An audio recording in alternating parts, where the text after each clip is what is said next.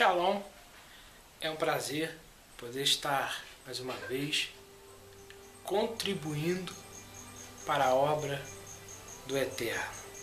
Quero falar nessa oportunidade sobre o fim dos dias. Estamos nos momentos finais, por isso o título que eu coloquei é Prepare-se. Preparar do quê? Do fim. Porque o fim virá. Deus me deu uma palavra hoje no livro do profeta Isaías. Profeta conhecido como Yeshayahu. Capítulo 13. É uma profecia contra Babilônia.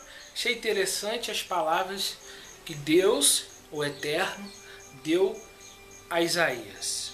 Vamos ler 13, versículo 1. Sentença que numa visão recebeu Isaías, filho de Amós, contra Babilônia.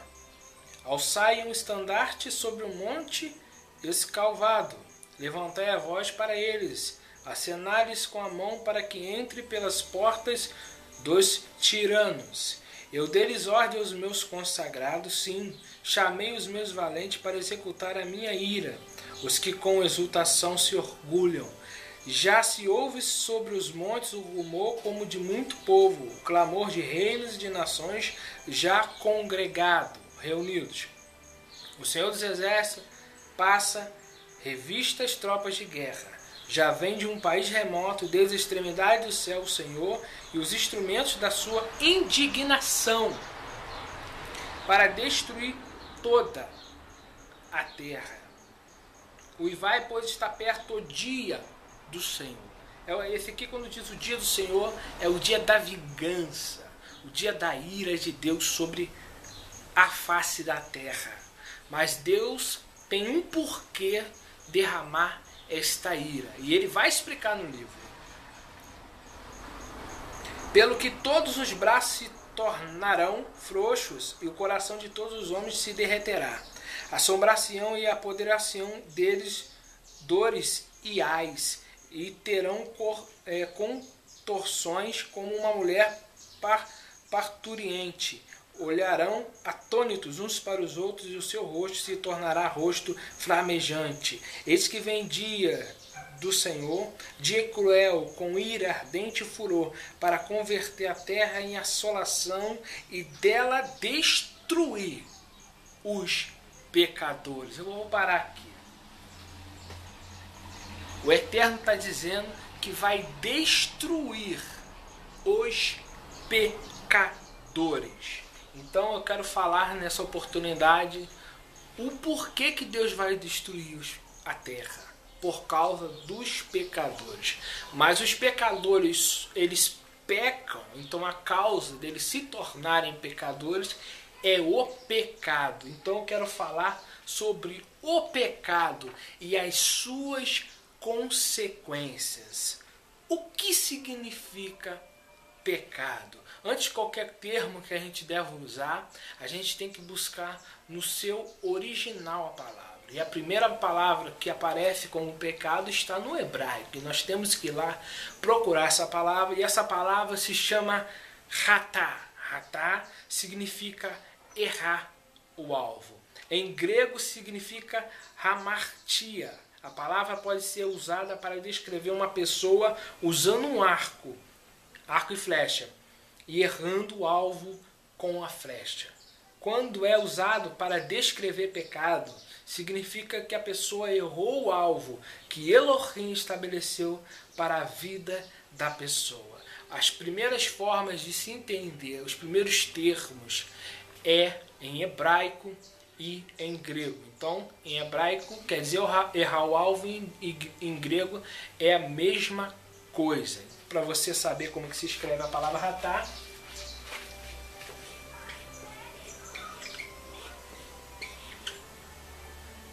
ratá, palavra em hebraico que quer dizer errar o alvo. Errar o alvo quer dizer pecar. Mas no livro de João, 1 João 3, versículo 4 até o 8, vai nos dizer o que quer dizer pecado. Todo aquele que pratica o pecado transgride a lei. De fato, o pecado é a transgressão da lei. Vocês sabem que ele se manifestou para tirar os pecados, e nele não há pecado. Todo aquele que nele permanece não está no pecado. Todo aquele que está no pecado não o viu nem o conheceu. Filhinho, não deixe que ninguém vos engane. Aquele que pratica a justiça é justo, assim como ele é justo. Aquele que pratica o pecado é do diabo, porque o diabo vem pecando desde o princípio. Para isso, o Filho de Deus se manifestou para destruir as obras do diabo. Então, quais são as obras do diabo? As obras do diabo é pecado, errar, o alvo, pecado. Então o diabo, as obras do diabo é errar o alvo. Mas que alvo é esse? Sabemos que a lei foi dada a Moisés.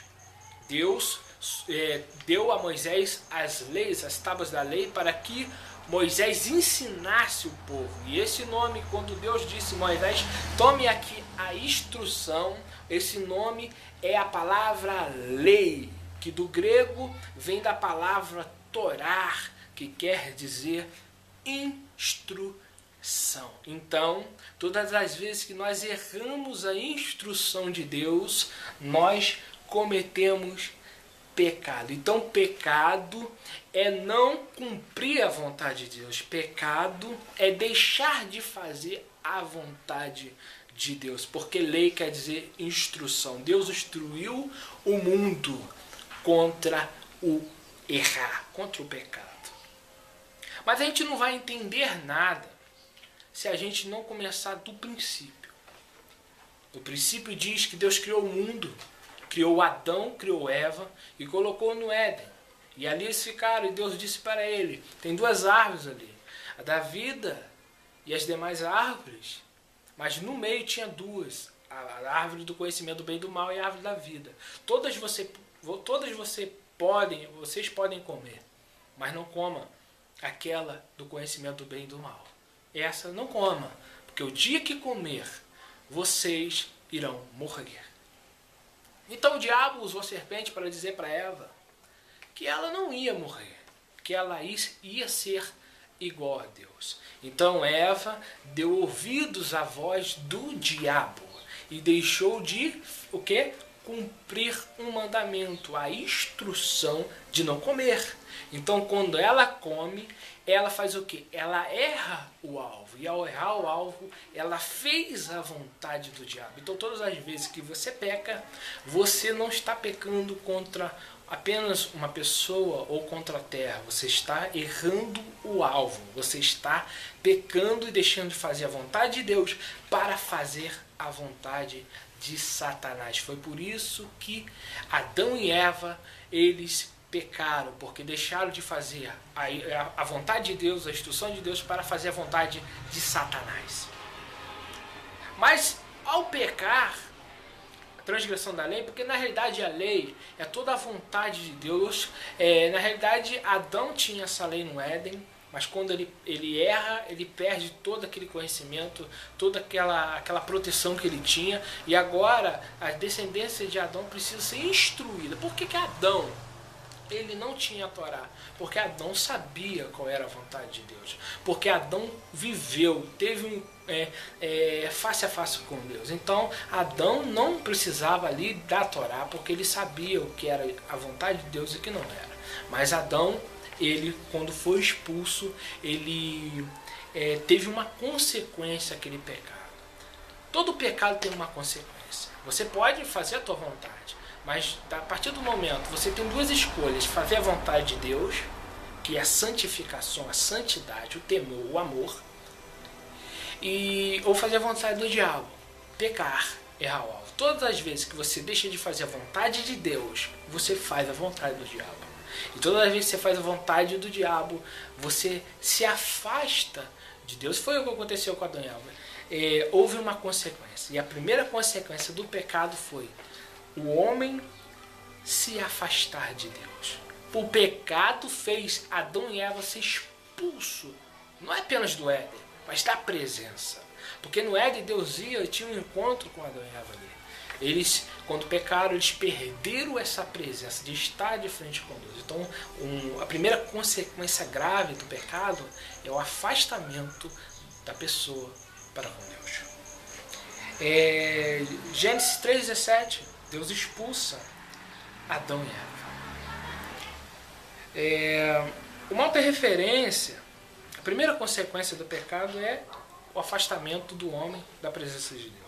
Quem não se lembra de Eli, o sacerdote Eli, tinha 2 filhos, Ofni e Finéias. E Ofni e Finéias, eles eram sacerdotes do Senhor, mas homens corruptos, homens sem a lei, não seguiam a lei, faziam a vontade do diabo, por isso eles eram chamados de filhos de Belial. E Eli não corrigiu a casa dele, e a Bíblia nos diz que Eli e a família dele morreram. Os filhos foram mortos. E o principal acontecimento em 1 Samuel 4, versículo 10, foi que a arca de Deus foi tomada. A arca de Deus simbolizava a presença de Deus. Quando aqueles sacerdotes deixaram de cumprir a instrução para fazer as próprias vontades, que na realidade toda vez que o homem faz a vontade da carne, ele faz a vontade do diabo.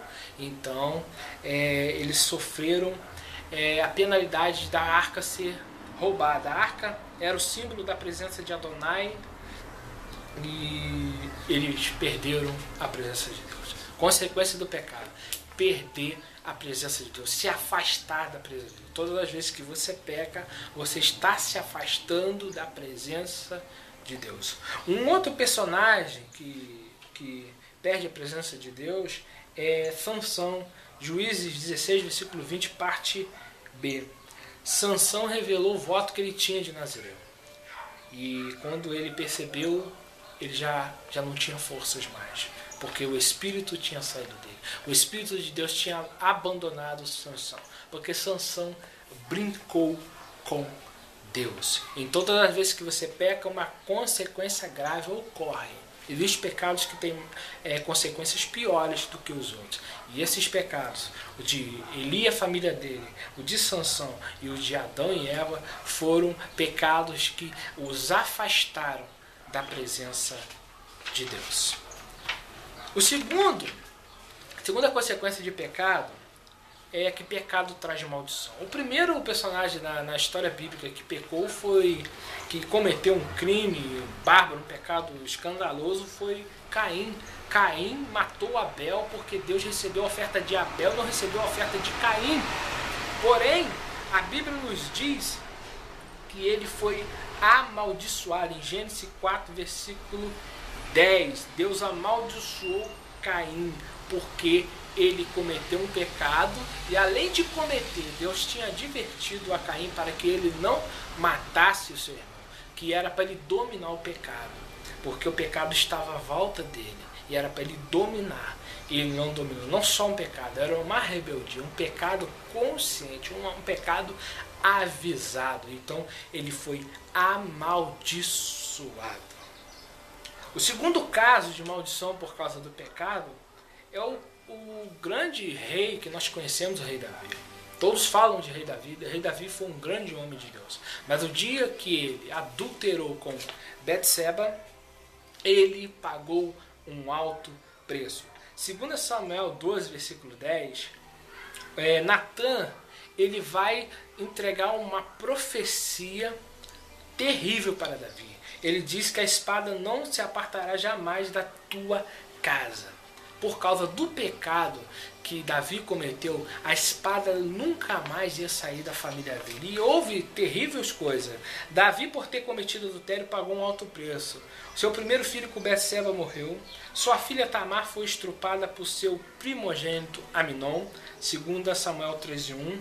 Aminon é morto por Absalão, 2 Samuel 13:28. Absalão se revolta contra Davi, Davi foge, 2 Samuel 15, versículo 1. Absalão coabitou com as concubinas de seu pai, 2 Samuel 16:22. Absalão é morto, 2 Samuel 18, versículo 9. Mais tarde, no reinado de Salomão, mais um filho de Davi é morto, Adonias. Ele é morto por Salomão, manda matar Adonias. Então vemos que a espada rodou a casa de Davi, porque ele cometeu um adultériozinho, né? Quantos homens têm cometido adultério? É um dos pecados que tem acabado com o ministério do Senhor. Não vou dizer do Senhor, ministério aqui na terra, porque o pecado não vai fazer mal a Deus, porque Deus é santo. O pecado faz mal a você mesmo.